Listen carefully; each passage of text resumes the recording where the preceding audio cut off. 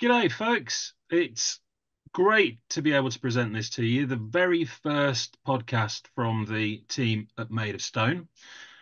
As I look at the screen in front of me, I'm going to do some quick introductions. The face that everybody knows, the guy that steps in for Zach Wild when he's too ill to perform, is Chris Wright. You'll know him as the man that's brought all of the bands to the first show that we saw there last summer at Moat Park. To his right, or my right on the screen at least, Chantal McGregor, one of those artists that Chris kindly brought to Made of Stone last summer as well. And over in there in the middle, Mr. Mally, Pete. He's one of those guys you've seen comparing multiple events in multiple places. And if we can briefly mention that festival that remains nameless, but also took place at Moat Park a few years ago, you'll have seen Pete introducing a few bands there at the time as well. I'm here to hold the reins, keep things together, and hopefully keep control of these three reprobates that are sitting here with me. But welcome, everybody. I'd like to think, a rock journalist ordinaire. No, hang on. Extraordinaire. No, just rock journalist. I write, I review, I take pictures. You might have seen me around. I'm the tall guy in front of you at festivals, for which I can only apologise. Anyway, let's crack on. Chris, what have we got lined up? Thank you, Adrian. We would like to look at the rock scene that we're all part of in various shapes and forms. Are we part of a vibrant, resurgent rock scene? Is the new wave of classic rock as big as we all think it is? Or are we just kind of same people going to the same gigs, going to the same festivals? Are we bringing new people into the scene? Are we bringing younger people in? Are kids coming through and looking at these new wave of rock stars and thinking, yes, that's what I want to be? Um, yeah, I want to kind of like dig into that and see where we are. I'd love your guys' opinions. Pete, you're known for an opinion. Let's get the I, ball rolling. I will tell your opinion, but just before I tell your opinion, I've just realised, Adrian, that you look like which one from the Goodies? Tim Brooke Taylor. Tim Brooke Taylor. I just thought I'd get that out there. It's been annoying me for the last 10 minutes. So basically, of the three goodies, I look like the dull one. Yeah. No, the funny one, the funny one.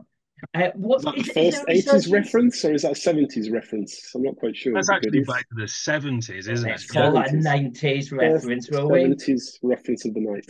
Although that does kind of make Chris Bill Oddie, but let's carry on. I've been called worse. Oh, brilliant. Is it a resurgence? The new wave of classic rock and the resurgence, is it the same old people? You know, I do a lot of gigs, and to be honest with you, say the average crowd's just over 100, 150. It's the same people that come in, and it's a lovely crowd, and it's incredible, and it's like a club, really. But do we welcome new people in? Are we getting new people personally? I don't think so. I don't think there's new people coming in. I think there is new music out there, and it's brilliant new music. So that's not an excuse. I mean, if you're looking at the rock scene, the metal scene, if you've got bands like the Architects, they're selling out 20,000, 30,000 people. But I don't know. I think because we're in this bubble and the social media bubble and the bubble, I think sometimes we feel it's a resurgence. But if I'm honest with you, I don't think. I think we're kind of. It's more memorizing. That's the wrong word, isn't it? It's thinking back. It's kind of. I've lost it, but Reminiscent. reminiscing. It's more reminiscing, and I think the music we liked as kids, we kind of it's great, but I don't think any for me personally, I don't think any very few new people are going to come in, look at the stage, see four people drinking Jack Daniels and wearing like worn star clothing and think this is for me. That's quite a cynical way to start the show, but do you know what I mean? Yeah. Yeah. I'll add to that if you don't mind. I think it depends who you go and see. For example, my daughter is a huge fan of Greta Van Fleet. Now, when they first burst onto the scene, and I'll use the phrase at least once this evening, people our age, people my age certainly, will have looked at that and gone, Led Zepp tribute band. And that was as far as they would look into it. But then again, the same people said exactly the same about Kingdom Come when they first came out. And again, they got global fame and fortune and changed their style several times as well. But Greta Van Fleet, especially, I took her to the recent Wembley Arena gig because I covered it, I photographed them. They were fantastic on stage, real performers, put on a great show. 90% of the audience, teenagers to early 20s. And to see that, I thought was really heartwarming because I think we fall into the trap, and you mentioned it as well, Pete. We fall into the trap that we are caught in that social media bubble where we see enough of what we like. And do we necessarily step outside of that? Because only when we step outside of that do you see different audiences, I think. I think absolutely right. And you know this because I think sometimes the rock community kind of forget there's other worlds outside. For example, on this, you get, and if you ever don't believe me, check it out on Facebook. Win Glastonbury or the Mercury Music Awards or Smash Hits, if that's a thing. But all these music awards are on TV. You'll get untold Facebook people on Facebook saying, who's this Billie Eilish? I've never heard of her. She's rubbish. And actually, I think it's a two-way thing. In order for us to get new people in, we have got to look out and actually see what else, like you said, else is out there. Didn't she do Rebel Yell? That was Billy Idiot. Oh, sorry. There you go.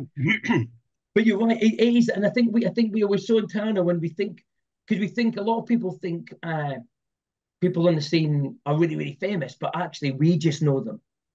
You know, somebody in the street isn't going to have heard of Black Stone Cherry, which are huge. Yeah. But they're not the average person in the street doesn't like that music, isn't going to handle them. So I think we've got to look out as well as people trying to get as well as people trying to get in. I'm quite enthused by the fact that Ed Sheeran's doing something with Danny Filth.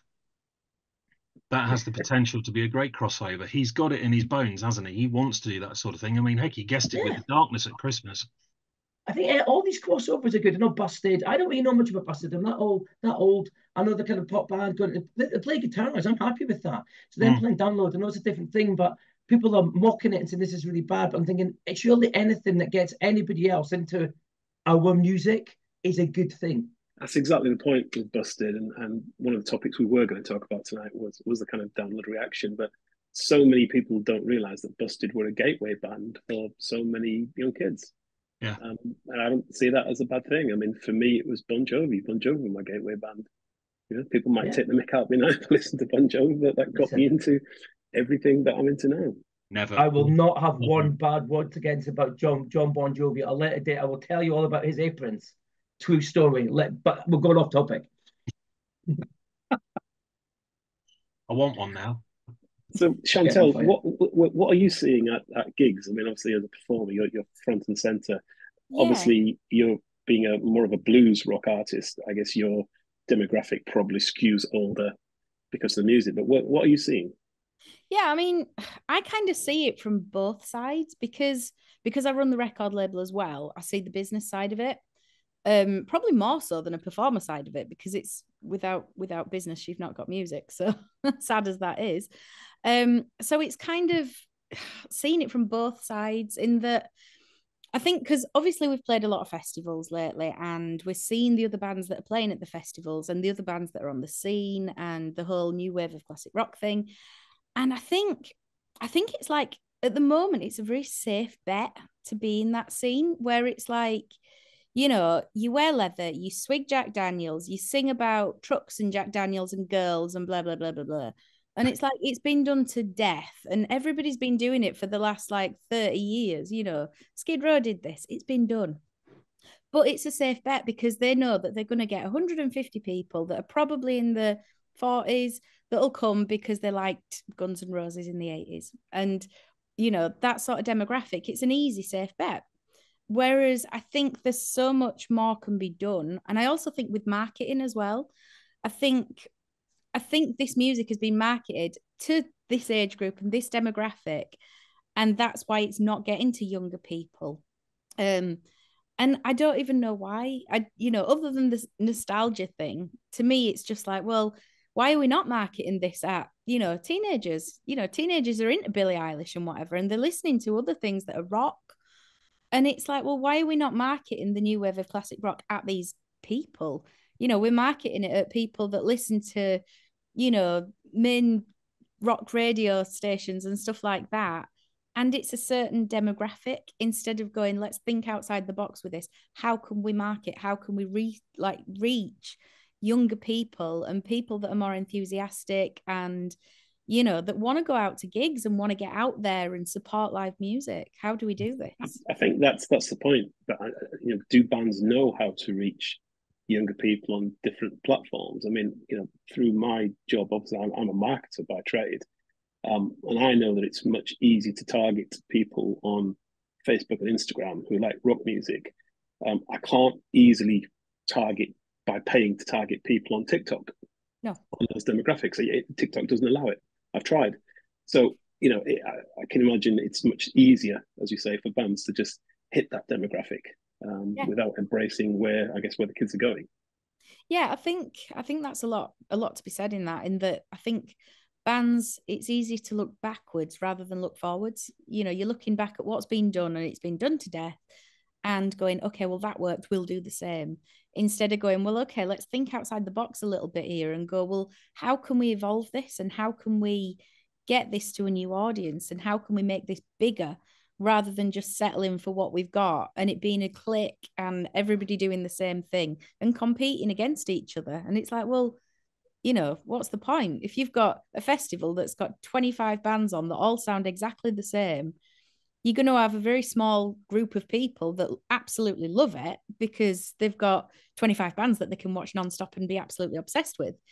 But you're never going to get beyond that. And it's like, how do you get beyond that? Is it marketing? Is it putting money into marketing? Because, you know, a lot of marketing is being able to afford marketing and afford PR companies and pluggers and everything else. You know, and I think that's the other problem for younger bands as well, and bands that are new bands. Where does the money come from? You know, how do you afford to be out there on the road, running a van, running a band, paying for hotels, and then go, oh God, I've got a marketing budget and I've got I'm paying a plugger and I'm paying a manager and they're taking 20% and I've got an agent who's taking 15%. And then at the end of the day, there's no money left. And you can't afford to do it. And you end up just going back and playing in your bedroom. But there is something about that. I mean, that older demographic tends to have more money. Yeah. Well, that's it. The fans have got bigger. Somebody once said to me, somebody who leads a band who've been very successful, have said to me, my fans are getting bigger waists, but they've got deeper pockets. But there's no longevity in that, is there? That's okay for 2 or 3 albums. And I think because people soon go, okay, I've relived my youth now. What's next? And it's right, Chantal, what you said. I mean, I think, and the look at the past with I feel rose-tinted glasses. I love rock music, still do. I've always loved it. But I'm looking at these bands that like Motley Crue, and I want to say to them, listen, I lived through that. Motley Crue are rubbish. They've always been rubbish. They've never been good. They've never been a good band, really. But now you look back at these bands, and I think people are thinking they're bigger than they were. And again, to the average person, Skid Row were never a big band. Poison were never very good. But I think they look back at that. I know everybody kill me. All the CC DeVille fans will kill me. They were fun. Adrian I think he's a huge Poison fan, you know, Adrian? The Poison are possibly at the very top of my bucket list to see live. Now, whether that's a good show or not, I've never seen them live. It's one of my biggest regrets in music. They were big for us because we liked them, but they weren't. Do you know what I mean? I think they're reliving that youth. They're reliving the 80s, which weren't very big at the time. If that kind of, I mean, Motley Crue, Poison, and Def Leppard are playing these stadiums. Poison wouldn't have played stadiums in the 80s, would they? I don't think so. Poison in the 80s were supporting Leopard on the Hysteria tour, and that was at the end of the 80s. So I suppose it was, yeah. They were definitely playing arenas, but only in conjunction with, rather than on their own. I'd always have them down as a Hammersmith band, for example, rather than an arena band. Well, it's still pretty big. You know, there are a lot of bands now that I would consider doing well that probably wouldn't sell out Hammersmith. No, that's very true. Yeah. I mean, I'm just reaching for my Poison vinyl there, but I can't find it. In fairness, it's in my gig bag and I use it as a joke. It's a funny joke, but I do love them. But yeah, but the point is, I think sometimes you're right though, when you've got all these bands who kind of sound similar, using that kind of, and I don't think kids these days, I don't know, when I teach kids, I don't know one 17-year-old whose dream is to drink Jack Daniels and sit around in the LA sunset. I think that's they look at that and go, what you said. Do you know what I mean? And I think if you go to an architect's gig, the architects don't have to be drinking Jack Daniels and wearing leather trousers that with full of talcum powder. They don't have to do that because the young people don't dress like us, thankfully for them. I was just going to say, I don't think the young people, 17-year-olds now, they can't relate to that. They don't. You've got to look at, I mean, a bit irrelevant, but modern drinking kind of traits. So many people now don't drink. Youngsters, 18, 19-year-old, they're not going out and getting drunk and stuff.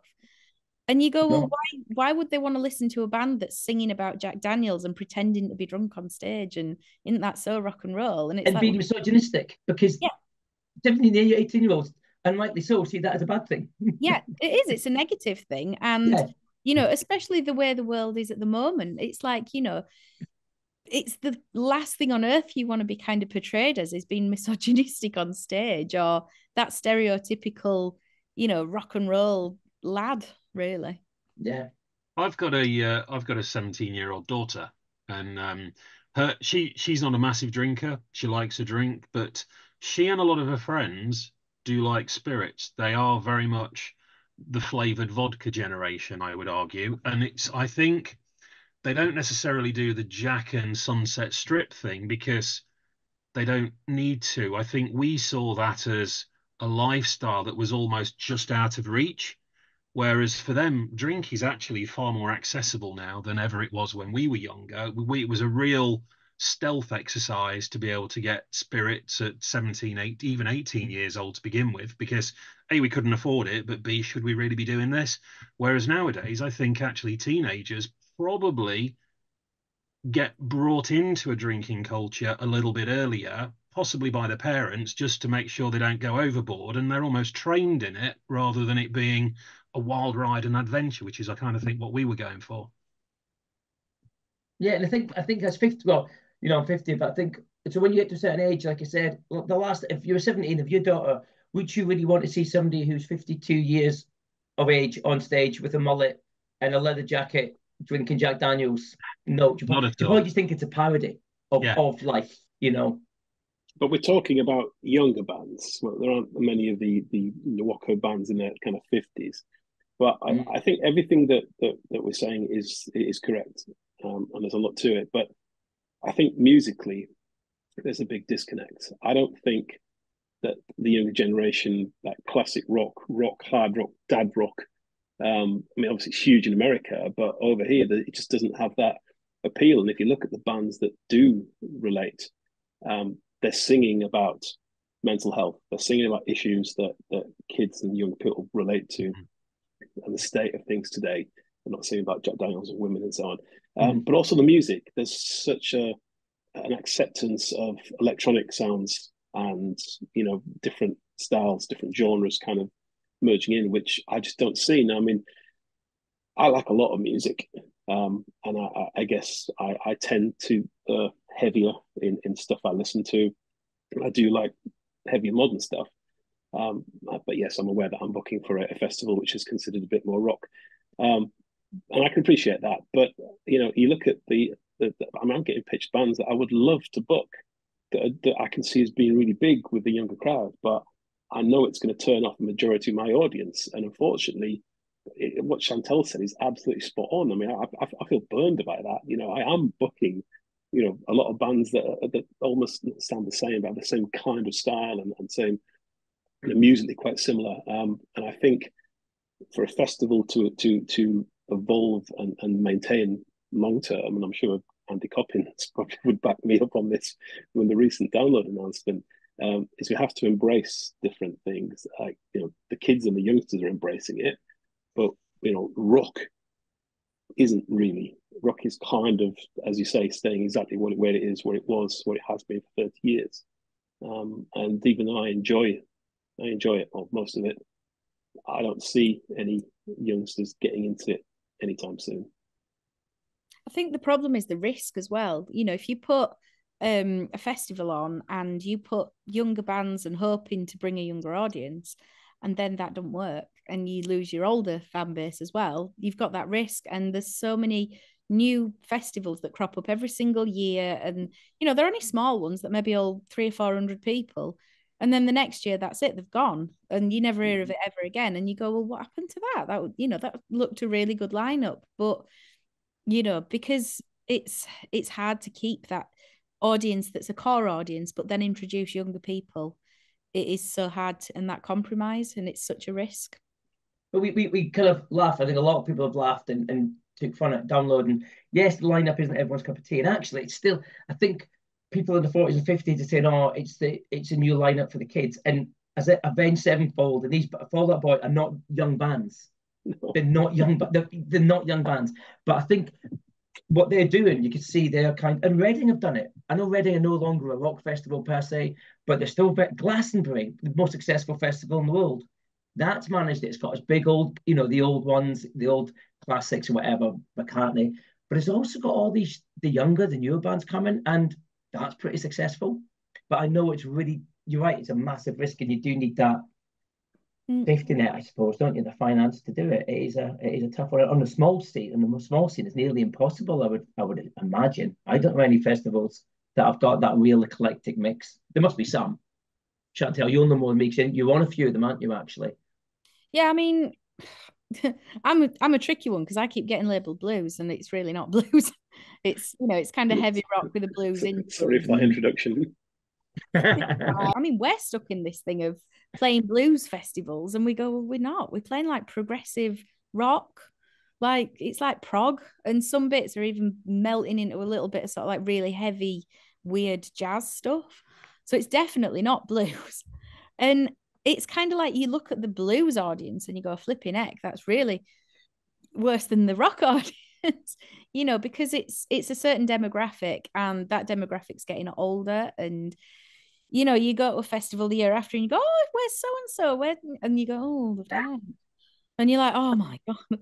And it sounds brutal and awful, but they're getting older, they're getting where they can't come out, the COVID thing, that was a nightmare because a lot of people lost confidence in going out.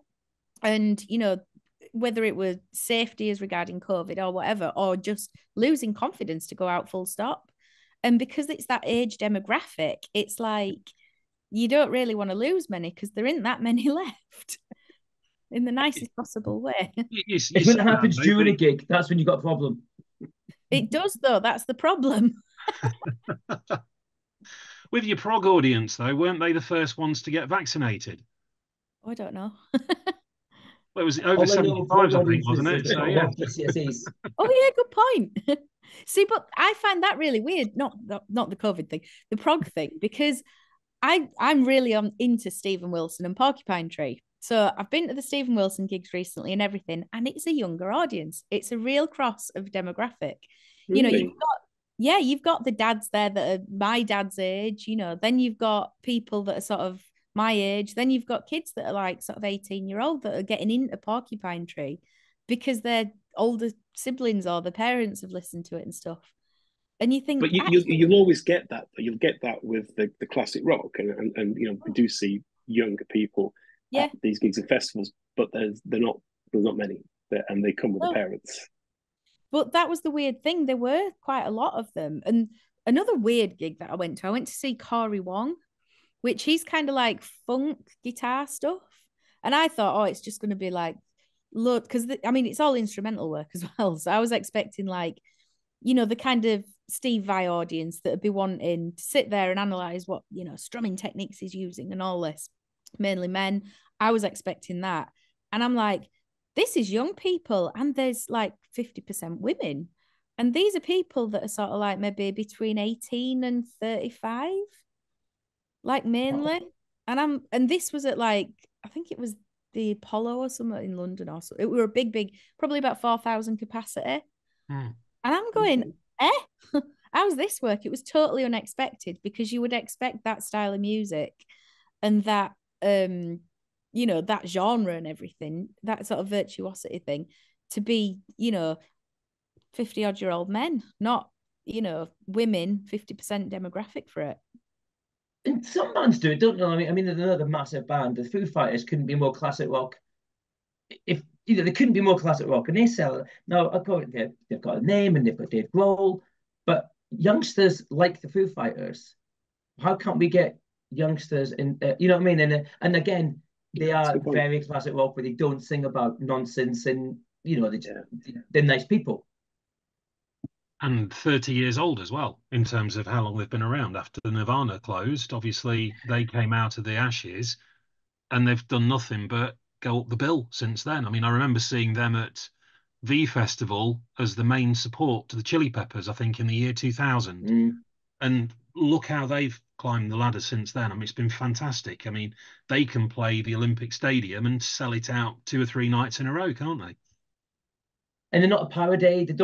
I don't think some people don't, it's not their kind of music. I don't think people look at them and laugh at them like other bands and go, oh my God, that's dad. It is Big Dad music. But do you know what I mean? I don't think it's because they're doing things right. And I suppose I don't know, and the younger bands, like look at Billie Eilish. I mean, I watched her on Glass. I don't know anything about her, but to me, she's more punk than a lot of our bands.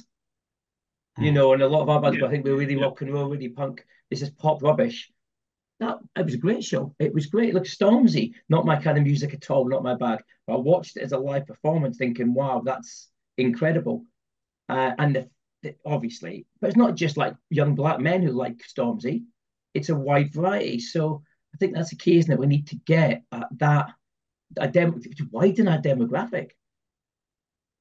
You only have to look at Linkin Park's final album and wonder where they would have gone next, because of course they had Stormzy guesting on that, so they clearly got the vision at that point, hadn't they?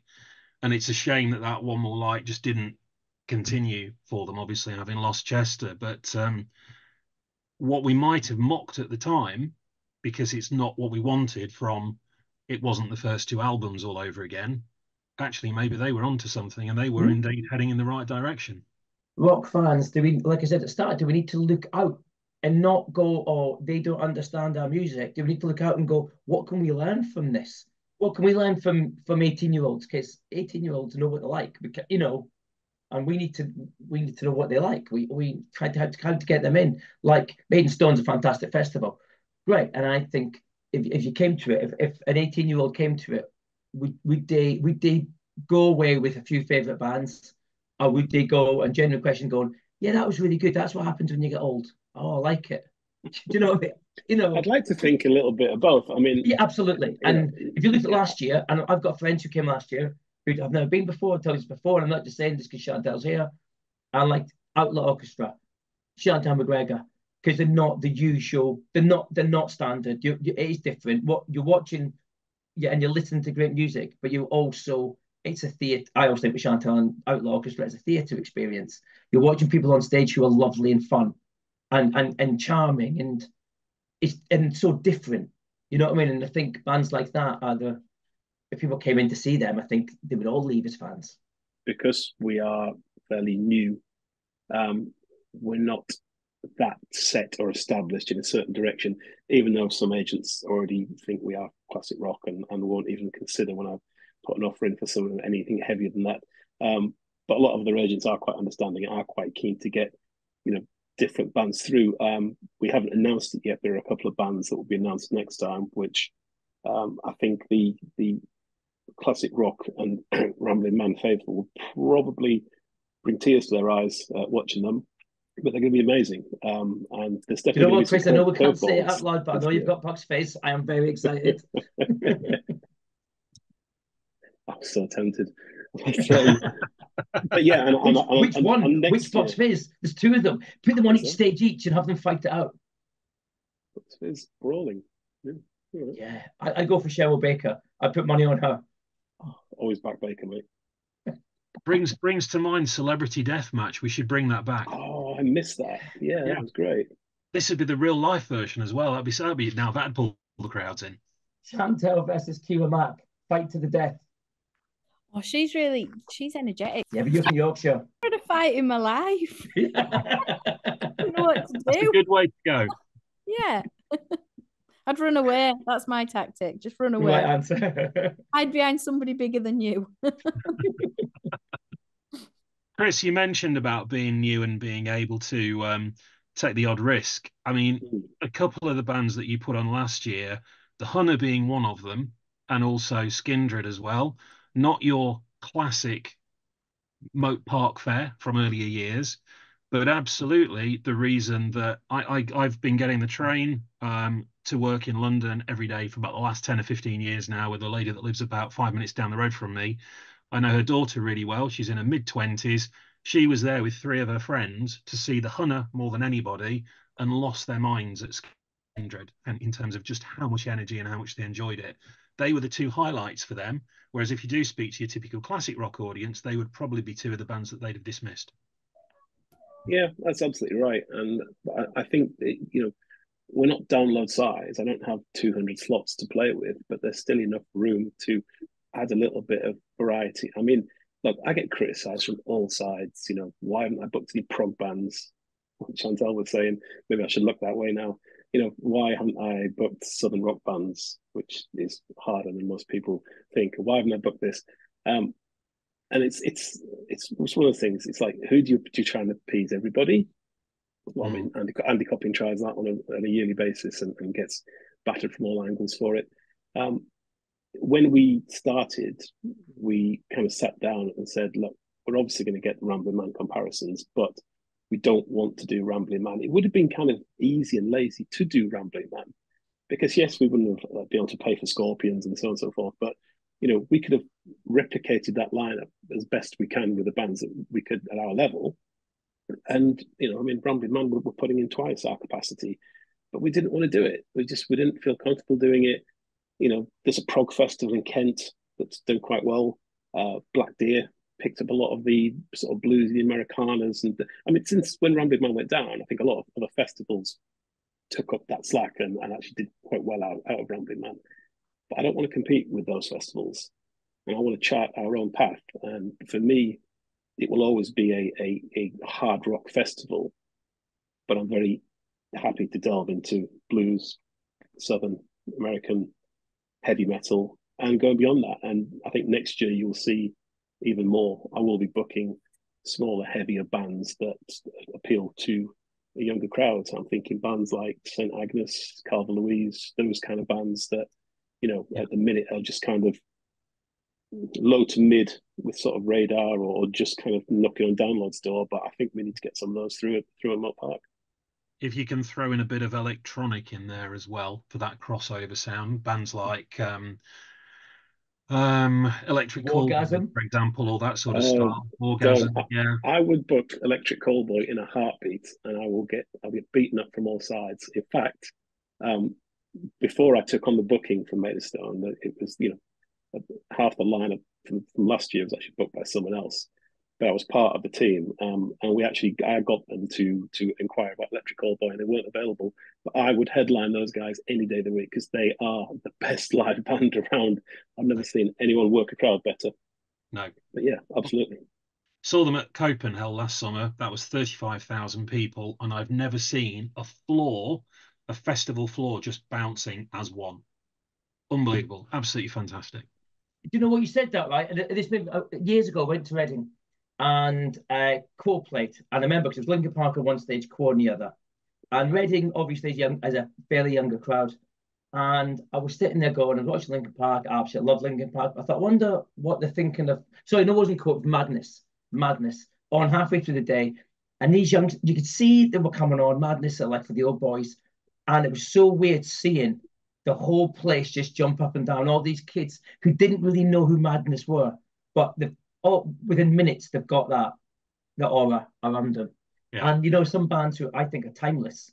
It's like whatever ska, whatever. But I love a band that does to me. That kind of just encapsulates everyone. I think Skindred are like that as well.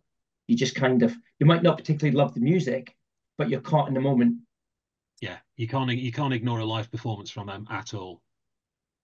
And I'm like a living color. I'm one of my favorite bands in the world, and I'm like that with them. I'm just fascinated. But again, not everyone's cup of tea, but they're mine, so I don't care about anybody else.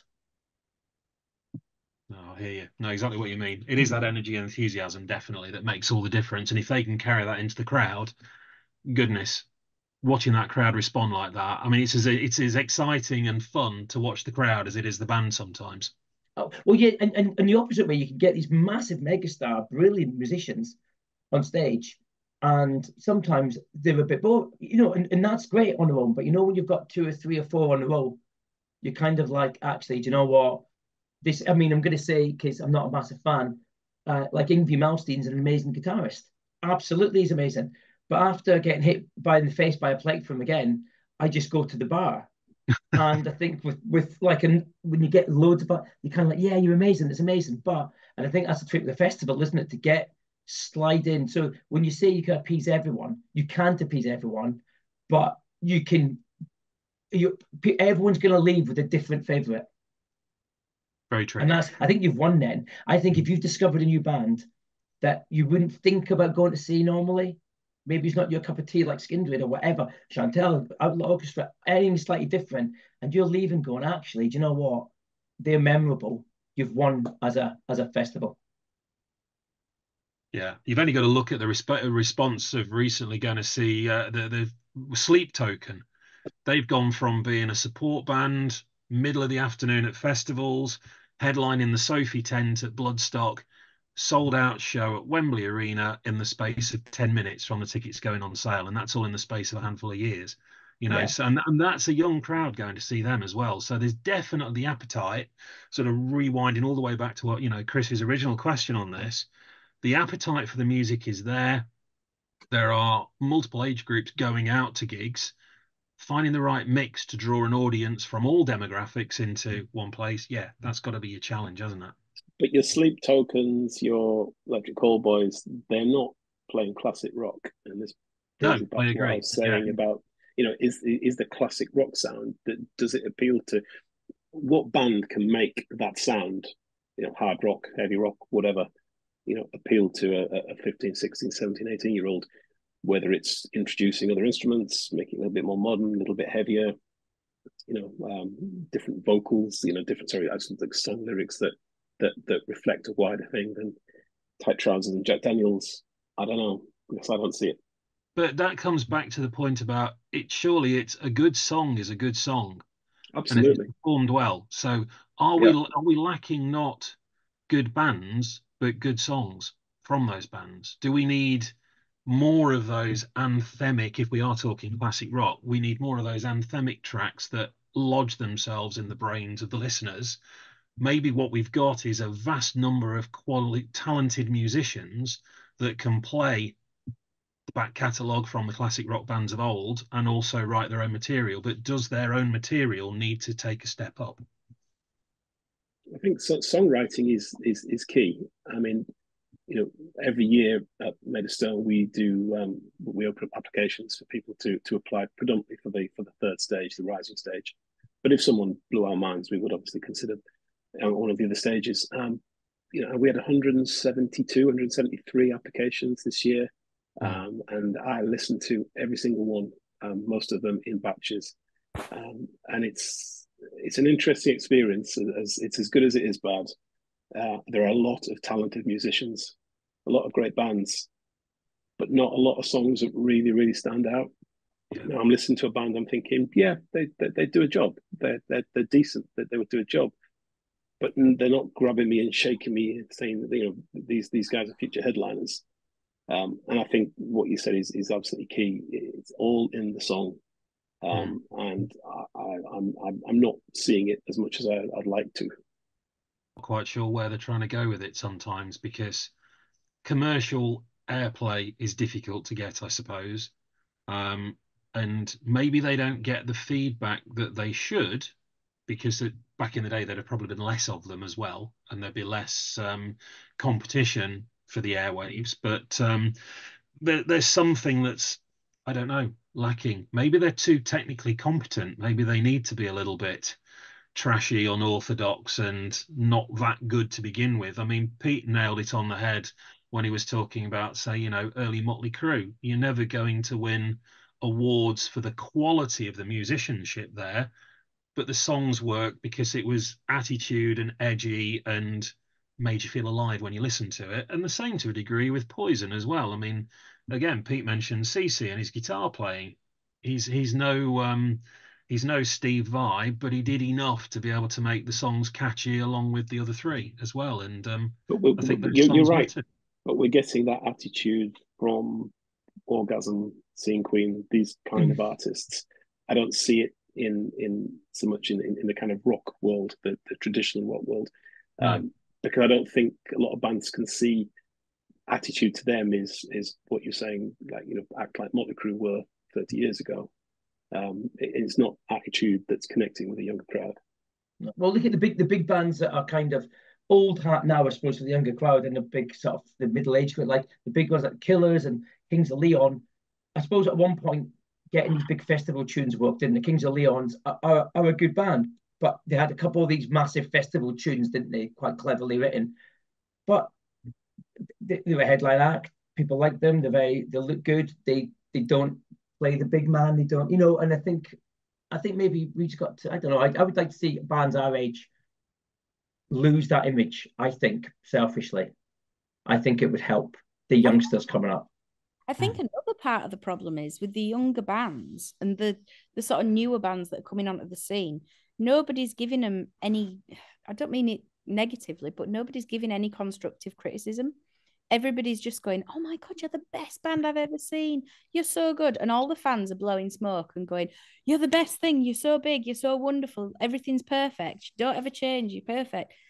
And they're not getting any sort of like negative. I don't mean like be mean to people, because I hate people that are mean, but they're not getting any sort of constructive criticism of going, well, actually, this song could be a lot better if you just kind of tweaked it a bit and did this to it. And, you know, maybe you don't need that extra verse and that extra chorus and that 3-hour-long guitar solo, which I can't talk. But you know what I mean?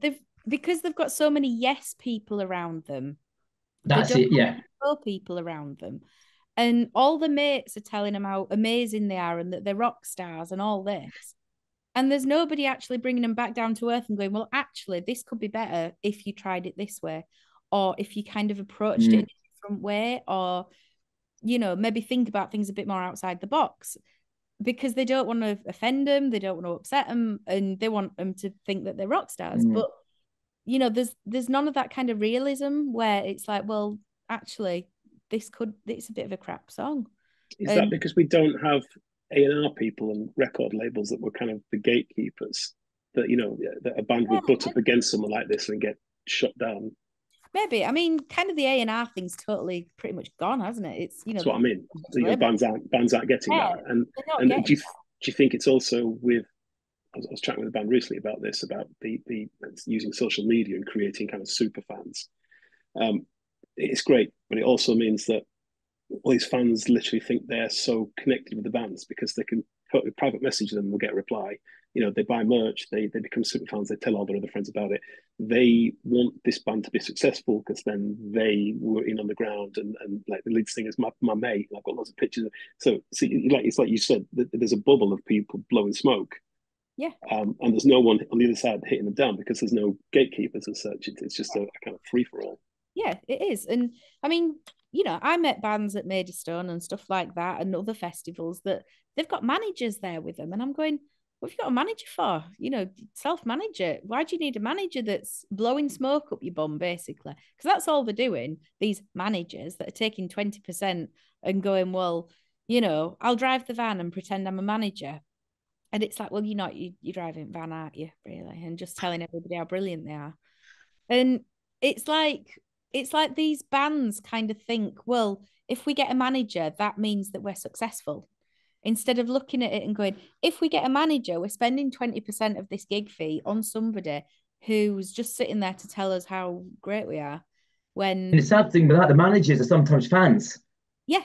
Which is the worst thing ever, because they're never going to be critical. No.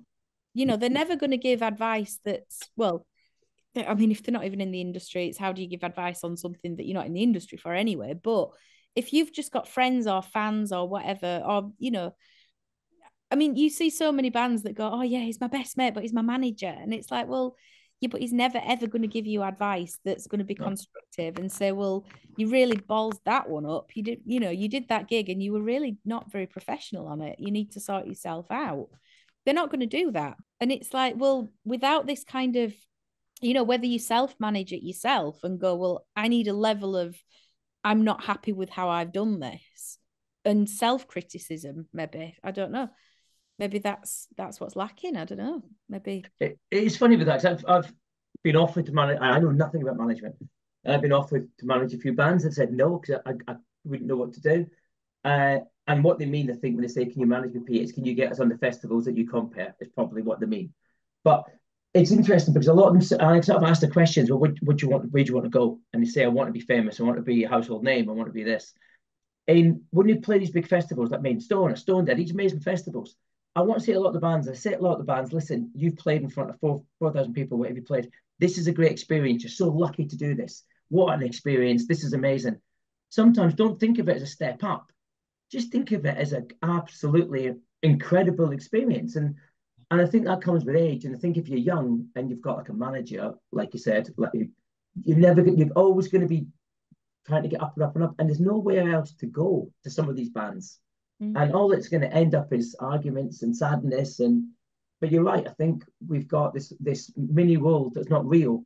We've got agents and managers, and it's not real, because when you do a gig to even to 100 people, and you're getting selfies and people are buying your album, you buy into it yourself. It's natural. You kind of believe it. No, I'm lucky. I'm a school teacher, so I get all the adoration sometimes at a gig. The next day, I quite frankly get told to F off by a 12-year-old. So it's a real reality hit. And it's great because and I'm 50. But if I was in my 20s, I would maybe buy into it. I would think, actually, do you know what? I am going to be headlining Download next year. You know what I mean? And I think sometimes it's a reality check that we need. And that's not negative, because it's a good thing playing festivals. No bands aren't multimillionaires, but it's a great experience. I think it's a realism thing. This is the problem, because so many young bands, I mean, you don't start out in music and go, well, yeah, I never want to be successful or make any money, because, why would I want to do that? You always set out for being, the best at what you can do. And, well, I want to do it for a career, so I want it to be viable and do all this. But I think all these bands go, I want to be a rock star. I want by next year to be headlining Download or whatever. And it's like, well, you've got to work at that. You really have to work your bum off. And it's got to be something that's actually attainable, not, this pipe dream of, well, this is what I'm going to do. And all my friends have told me, and my mum and dad have told me. So it must be true that I'm going to be a rock star next year. And then when it doesn't happen instantly, because I think a lot of young people as well, there's this instant thing of everything's instant. TikTok, it's instant. It's, and you don't have to work and graft for years to get it. But when it hasn't happened within a year, and the band splits up because, well, we've not made it famous yet, and we've just owe a load of money because we've not made any money. We've spent it all. And then that's where this kind of like sadness and disappointment and resentment towards the music industry comes in, because it is such a hard industry. And I think so many people, and God, there's bajillions of bands out there, and so many millions and millions of talented people. And it's like, well, what makes you that lucky one that's going to be the one that headlines Download? What makes you different? What makes you any better than the other person that's probably living 3 doors down that thinks exactly the same thing? Well, years ago, they would have just been lucky and got signed by a record label, which doesn't happen anymore. So what's the business case now? I think this is what you were saying about a manager. I can't in my right mind think why any band would take on a manager who's not a business person, who doesn't know a clear case of, where's the money, what's it been spent on, how to run this enterprise like a business. If you can't do that, what are you doing managing a band? Yeah, exactly. You need, as a manager, you need to understand the legal side of everything. Where's the money coming from? PRS, everything like this. And I think so many young bands, I mean, I've gone into a few universities and stuff and sort of done industry talks and about, copyright issues and all that. And there's so many young bands that just go, well, we didn't think we need to. We put it on YouTube and we thought that'd cover it. And I'm like, oh, just the kind of lack of knowledge of the industry and getting screwed over. And, bands that are going and playing and still paying to play. I'm still hearing of support bands that are going, well, we'll buy on, we'll pay to play, we'll pay you. And I'm like, I'm not charging somebody to play support. If you're a good band, I like you and you're nice to work with, come and do a gig, you know. But there's so many bands that are still thinking that that's the way you've got to do it. You have to put up, you know, a fair few grand to get on a tour. And it's like, what are we still in, you know, 1990? I was shocked by that because as a sort of stand-up comic, when I first got into the music scene, I didn't really realize, I couldn't believe, I was talking to some bands and they were saying, oh, well, I'm with, we're supporting bands like LA Guns and this and this. I'm like, wow, that's really cool. And they were telling me how much they're paying. And it was kind of my job was, I was like, well, no way. And I'm no businessman, but I thought, you're not going to make that back. And you can see that it's that clinging on to that dream, isn't it? But this might be the chance. And I think it's sad, isn't it? Because everyone's clinging on to that dream, but it's not. I was absolutely shocked that you're paying so much money to get onto a bill. I couldn't believe it. And that was 5 years ago. And I was absolutely, you know, that's like Romesh Ranganathan calling me up and goes, can you be my support act? But can you give us 2,000 quid? There's absolutely no difference in that. And that would never happen. No. I see this all the time with bands who want to come to Made of Stone because they think getting in front of 2, 3, 4, 5,000 people is going to be the thing that breaks them. And I obviously I've only been reading for a year, but I see a lot of bands that come off that stage on a super high, crash back down to earth the next day, and it's like, well, what do I do now? Because it hasn't just translated into, you know. But you've had an experience, and when you're on that stage, you've got. And I always say to young bands, go and enjoy it.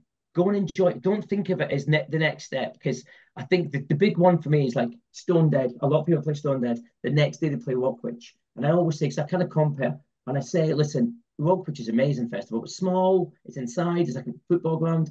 And the bands are on a huge stage with thousands of people, and then they're in a little sort of brilliant but small build. And I always say to them, right, you've loved that stage at Stone Dead. That's amazing. Right, the next gig, Rockbridge, the fans love it because you're nearby, but you should love it equally as much. And it's easy for me because I'm not in a band.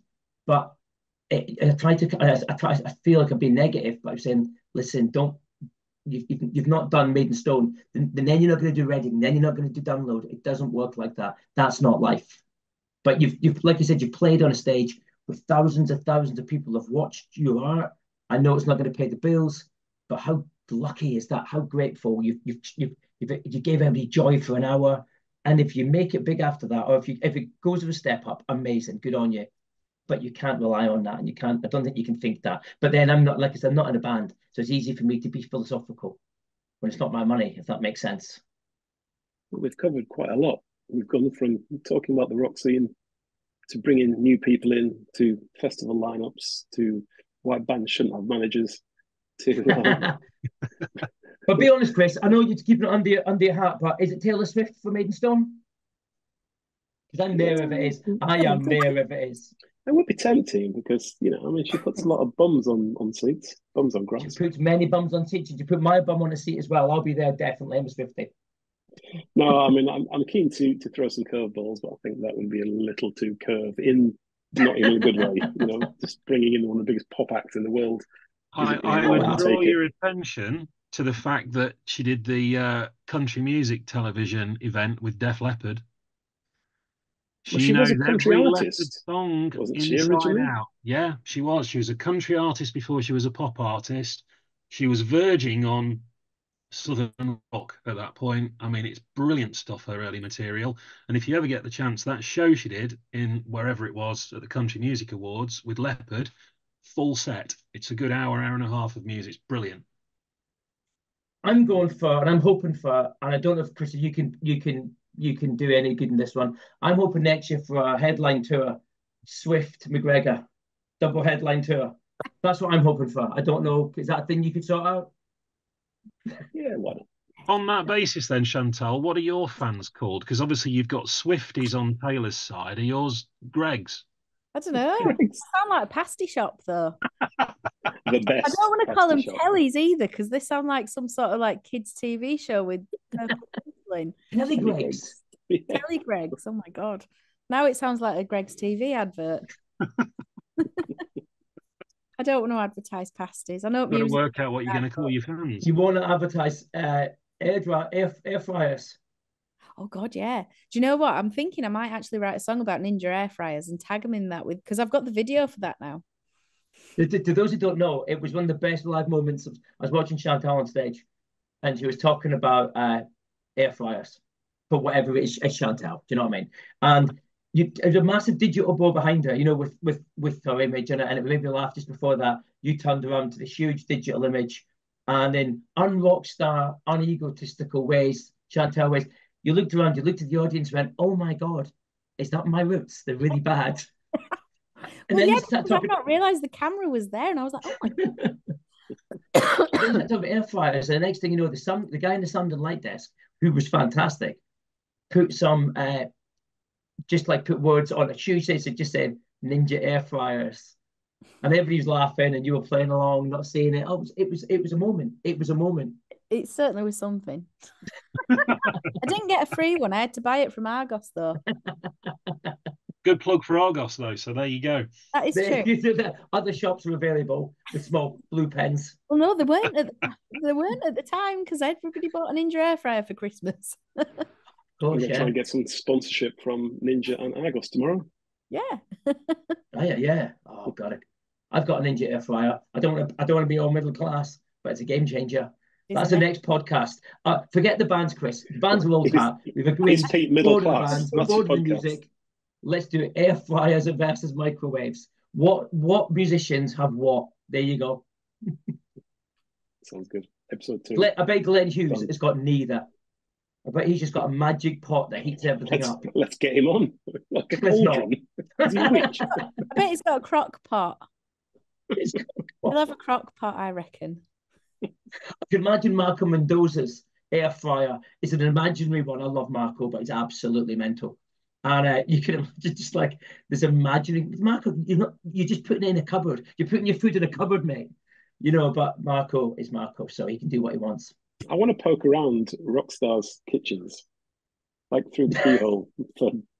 You're going to be really disappointed because they'll all be quickly putting Jack Daniels in. Do you know what I mean? They'll be like in the fridge. Like, what's he doing in the fridge? Get some Jack Daniels from the off-air, please. Come on. I can't believe, honestly, if you badmouth Jack Daniels anymore, I'm not going to get any Jack Daniels sponsorship. I'm not bad-mouthing Jack Daniels. I'm not bad-mouthing at all. Honestly, I'm really grateful you give me a bottle a day. Thank you very much. No, I was sponsored by why I was sponsored. When I did my comedy tour, I was sponsored by like I said, I suppose it's Marks and not just Cloven Hoof, and he sent me loads of little bottles, and loads and loads of little bottles. And then he said to me, it was Paul who runs it, and he said, "What are you doing with these little bottles?" And I said, "I'm giving them to my audience, as you said I should."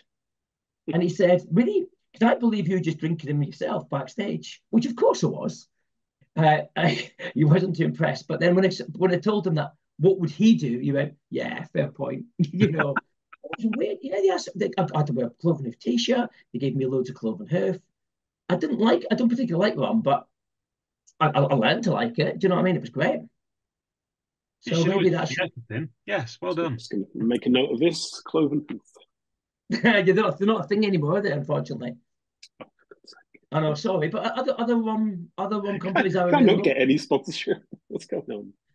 I'll try to get you some sponsorship. Nike have said to sponsor it, but the only condition is that you need me as a compare. No. So the thing is, I'm very keen that Made of Stone maintains that independent spirit. So I'm sorry, Nike. Nike, I can't sell out to you. I'm sorry. No, fair enough. I accept that. Adidas. Reebok. Can I just add a big shout out to Nikon anyway? Thank you. We start product placing now, aren't we? Is this just what we want for free? Basically, yeah. I'm just going to use my iPhone. Get your wish list in now, yeah. Do I get a Joe Brown's comment in there? Can I get some dresses? Joe Brown, is he not the Scottish guitar singer? Oh, I don't know. I don't know. It's a dress shop in Leeds. Oh, yeah, I could do with the new hat. 6-pack. I don't know if you can buy them in. Some jokes, anything really. So, I suppose it's not fair to ask this one of Chris, but Chantel, Pete, from what Chris has got on the bill at the moment and what we've been talking about in terms of those younger bands that we think have got the right approach, the right attitude, the right spirit, and the tunes to go with it, any bands on the bill so far that you think absolutely nail that? I'm happy to throw my hat into the ring and go with South of Salem on this one. I think they've got a real opportunity to be one of those next heading up the ladder outfits. I think they I really have agree with you. Do you know who I think for young, different, should get a younger audience in? One of the hardest working bands I know. I love White Raven Down. I think they do the same as well, but Ashen Reach. Yes, yes, very And true. they're a band who, and I'm sure they don't mind me saying this, I've worked with them a lot. They self-monitor themselves so well. After a gig, they discuss it, they dissect it in a nice way. They want to do better and improve it on the next gig constantly and constantly. They've got that really a great attitude for young people. But yeah. Yeah, a couple of good hot tips there. Anybody you can think of, Chantal? Ooh, Living Colour, but that now I've just done what we've just sort of. Oh, Living is my favorite. I love them. Yeah. The thing is, there's so many good younger bands. I mean, like When Rivers Meet and stuff like that. You know, I guess they're kind of in a similar genre to where I'm at. You know, we've done a few festivals with them, and they're great. So great, aren't they? I think what you've got though, and I'm not just saying this because I want a free ticket, but what is the fact is you've got that diversity. So you've got, like, if you look at the new, I don't even like the term new wave of classic rock. Do you know what I mean? But you've got bands like White Raven Dun who are heavy, have got that influence, but they're not. They really care about what they're singing about. They think about their lyrics. They work hard, and you've got them on the same stage as Gun, which obviously I've been around for a long, long time. And then you've got like Ashen Reach and Living Colour and When Rivers Meet, and you've got that like you did last year. You've got that diversity, and you've managed to get that. So, like I said, all the old timers will go and they'll be happy, and occasionally they'll see a band, maybe like Ashen Reach, White Raven Down, and go, "Oh, hold on, I'll give them a minute." And I think it's the diversity that works really well. I think Ashen have changed direction recently. They've gone a lot heavier, and I think that'll be interesting to see if a lot of the fans kind of come along with them. Fans are sticking with them, but I think that's partly because so. They use social media so well. And Kyle and company make sure, and I know they want to go higher, but they make sure they kind of try to involve everyone. There's no bones about it trying to make it heavier, but they try to kind of involve everyone and all the fans, and they really appreciate it. And I think at this small level, they really appreciate that. Because, like you said before, a lot of the fans want to be a part of the journey, don't they? Really, that's important. I think for me, there are three. There are one that I can't say because we haven't announced it yet, but they have confirmed. They're a trio. They are amazing, but they're quite a little bit higher up. They're quite well known, and I think they are going to blow that stage away. So I'm very excited about that. Can't wait for Hanson, guys. Hanson's coming. Hanson. I think of the newer bands, I think Crowley are going to pick up a lot of fans. They're quite new, quite fresh. Have a really interesting kind of twist of that rock sound that's very infused by 70s Black Sabbath, that kind of their thing. Their style is great. They're very clued up, head screwed on. I think they'll be great. And my personal choice that I wanted to bring in ever since I heard them is Until Nine, which is a heavy band from Sheffield, I think, from South Yorks. And they are so unique, so different. I've got their stuff on repeat. I love it. And I think if they found their crowd and keep developing their songs, I think they'll do very well. You also find it quite affirming almost for you that we've all picked somebody different as well. Always. Yeah. So that's always happens, isn't it? Yeah. No, it's going to be an absolute cracking weekend. I know, again, Chris, I know you probably haven't got any control of this, but I'm going to say it anyway. Can you bring the sun out this time? We got it on date. We did. I know this is not your fault, Chris, but my tent leaked last time. I just want to point that out. And then I went to Primark to get a duvet, and they accused me of stealing it. Again, I'm not blaming you, Chris. So single-handedly, it's not your fault. What you need to do, Pete, talk about Argos a bit more. They might send you a new tent. Yeah, boo to Primark. Oh gosh, you're amazing. Or alternatively, don't try and run out of Primark without paying for it, and then they won't Listen, accuse I had a receipt in my hand and everything. They were being dodgy. You just have that look, Pete. You have Yeah. that dodgy look. I have that look. I had that look. Yeah, a big when a mixed race bald fat guy comes into Primark to buy a duvet, you've got to be a bit suspicious. Have a date for your final announcement, Chris. Yes, I know what it is. Are you allowed to tell everybody? No, Not it's yet. very soon. It's very All right. soon. I'm just waiting for one last thing to be locked in and agreed. But yes, I would say hopefully in the next 2 weeks. Cool. Next There few you weeks, go. did you say? Mm-hmm. Hope so. It's exciting. If this podcast takes 2 or 3 weeks to edit, that's going to be a bit stupid, isn't it? Because it'll all be out there. But there you go. I'm looking forward to it. It'll be really good. Like I said, it's Yeah. last year. It was I went there, and I'll be honest with you, last year, because not as a compere, not as a punter, I was kind of always a bit dubious and like, oh well, actually, I'm not involved, so we'll enjoy it as much. And I loved it. It was just what a festival should be. It always helps when Chantal pops her head around backstage and asks me to look at the new dress she bought from New Look with her mum. But it's just a lovely. You've got that vibe. It was a lovely. I mean, do you remember chatting to the band? It's just a nice, really a great place to be. Thank you. Yeah, that's what's important to us. I want that. Not independent feel. I want it to be independent. I don't want to be, bought by Live Nation or selling out to Nike. And I want it to be relaxed and I want it to be fun. And it's a great look. Even though we can't help the rain, the park itself drains amazingly. You're never going to get a download scenario. Listen, my tent didn't drain. I want to point out, Chris, my tent did not drain. Yeah, I can't help your tent, Pete. I'm gonna have to put you in a glamping pod next time. Oh, right, guys, you heard that. The whole world heard that. Right, they're going to put me free in the glamping pod. No, I have my fingers crossed behind the yeah. back. Listen, it was a £22 tent that actually did look like a bit like a willy, and it was a bargain. So I thought it was really cheap, and I thought this is great. The joke's on everyone else who bought an expensive tent. Yeah, it doesn't work that way. I think we just found the name for the podcast, the Woolly Tent. The Woolly Tent Podcast. My left pod has just stopped working, which means to me we've been on this for far too long, and anybody who's listening is probably long gone. So, Adrian, would you care to wrap us up? By all means. Thank you for joining us on My Left Pod, because I like that. My left pod. Oh, before we go, we should ask Chantal, where can everyone find out about you? Oh, I've got a website, which is chantalmcgregor.com. I've got all the social medias. I've even got TikTok. Don't really know how to use it, but I've got it. So yeah, Facebook, Instagram, X, as it's now called, TikTok, YouTube, everywhere, basically. Cool, Pete? God, I've got every festival. I did my tour last year, but I've got a gig in my own, the last one in Brighton, 19th Feb. If this podcast has gone after that, it was a great gig. Thank you very much for coming, everybody. So it'll be really nice, right on the beach at Waterbear. That's good. Adrian?